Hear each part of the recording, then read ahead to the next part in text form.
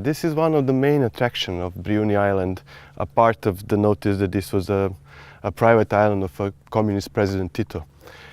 So after Tito, this I think is the greatest attraction of the, and this is Roman villa. But in Roman terms, villa does not mean as contemporary place for pleasure, but it stands for the whole economy. So, for example, here on the right side, this guy who was owner of this villa was actually the olive oil producer. So basically, you would have on the right side, you will have a facilities where the oil would be produced. But what I think here is the most amazing is how this facility is modern in approach to life.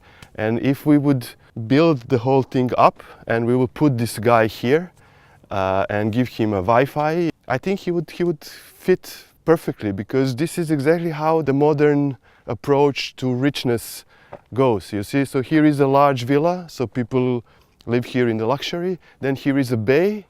But of course, they think that bay belongs to them, so they put the chain. That's why it's called the verige, which is the old term for the chain. And across the bay, there is a Roman bath, or in modern terms, spa. So the guy would have his big villa, his part of the sea, and his spa. And what else you can ask from life? I mean, in the Roman time or today. All what we see are the foundations. So all what we see in real life, if we see what was under the floor and what was above the floor, we can only imagine. And this is why I think it's important to understand how this functions, because if you look only the stone remainings, what you are seeing is the basements and foundations. The imagination, what is up, is quite important.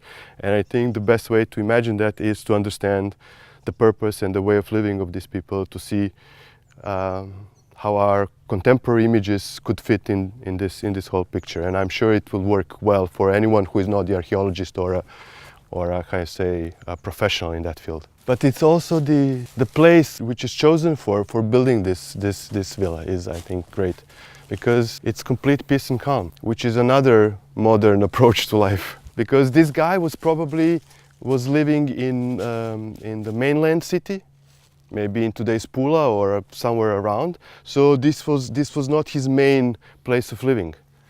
And that's by choosing the place, it suggests how he or she was looking on the life. And in my belief, the Romans were actually very modern. If you would put a guy from Middle Ages here, I think he would commit suicide, because this would be the evil place. But if you would put a Roman guy or a Roman girl in our present time, I think once they figure out how the technology works, they will fit well.